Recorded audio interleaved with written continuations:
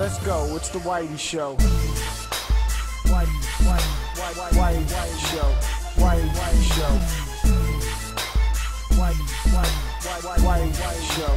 Whitey Show. Which part, old man, that ain't got time? Shake your hand. Get that side check. Put it in pockets till I get back. Going downtown. Fire Emblem is a long-running strategy RPG by Nintendo. I've never really got into the series, but Awakening has changed my tune. The story starts off with a crazy cutscene of first-person view of fighting some overlord bad guy, of course. You know, that's how it always starts.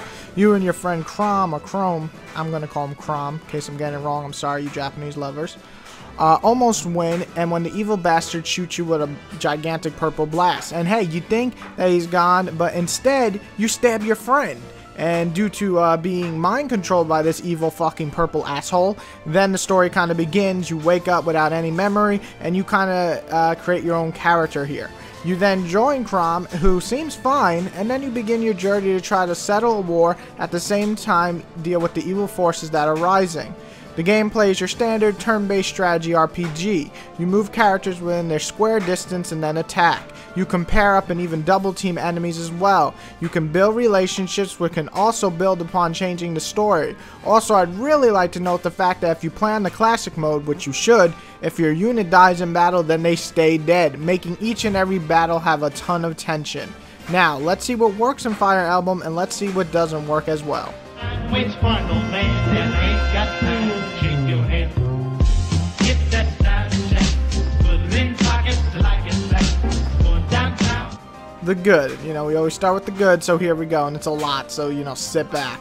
We'll start off with the story. I've heard in past Fire Emblem stories were solid, but nothing amazing, and while I won't put this as amazing, it's intriguing enough and has quite a few twists. On top of that, the cast is fully voice acted. Although not every scene is voiced, it's still nice to see that everyone actually has a voice. The pace is well done, and if you skip the side quests, the story is basically all about surviving, trying to achieve peace, and a little bit of revenge. I love the design of the characters. You build your own character, and while not amazing amount of customization, there is enough to make them different each and every time. However, what really looks great is the cast. Each person looks unique, and you actually want to get to know them because they're all uniquely designed and they're all different. The 3D sprites are great, the animations are smooth, and overall the game looks great for a handheld.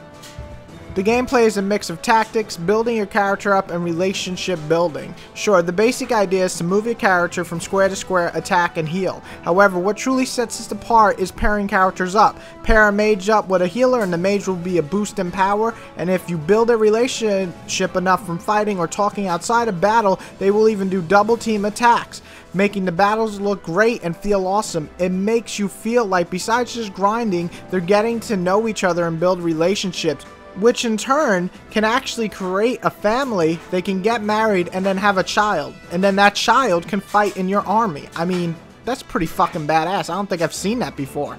You have plenty of weapons to choose from and different classes, and then eventually you'll go into a more pro class or a higher advanced class the more you fight and train. You have to train them with the weapons, but once they master it, collecting the special rare weapons is where it's at. Be careful though, because if you use the weapon too much, it can break and you have to go back to an average weapon.